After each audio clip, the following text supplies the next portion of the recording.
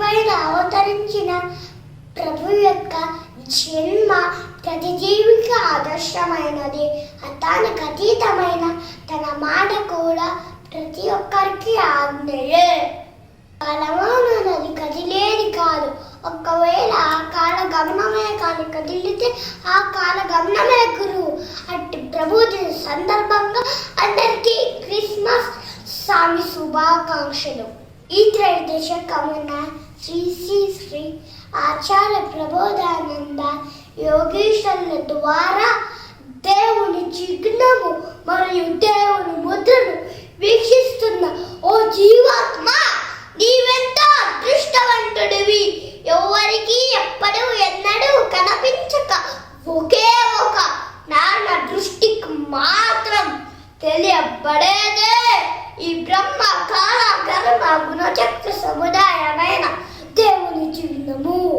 అనంతమైన ఈ కాలచక్రములో మొట్టమొదటిసారిగా ఆధ్యాత్మిక రంగను సంచలన మలుపు తిప్పుచూ అగోచర అభౌతిక ఆ త్రైత శక్తి స్వరూపాన్ని నిజమైన గురువు భూమి పైన అవతరించి అందరికీ దర్శింపజేయటకు బలపరిచినదే ఈ దేవుని చిహ్నము.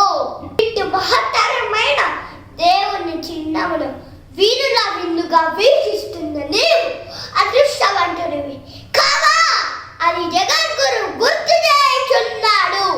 కావున అసూయలేక హంబావను వీడి సంకోచించక సందేహపడక ఆ బ్రహ్మ కాల కర్మ గుణచక్ర సముదాయమైన దేవుని చిహ్నము అందు నిక్షిప్తమైన జ్ఞాన నీతిని ఆకలింపు చేసుకున్నట్టు బైబిల్ ప్రకటన గ్రంథము 9వ అధ్యాయము 4వ వచనము.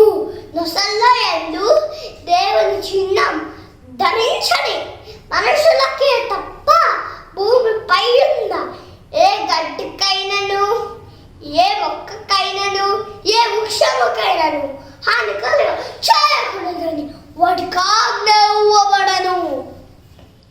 దేవుని చిహ్నం ధరించండి, దేవుని కన్నును పొందండి. పరలోక తండ్రి ప్రభువుగా కనిపించిపోయావు.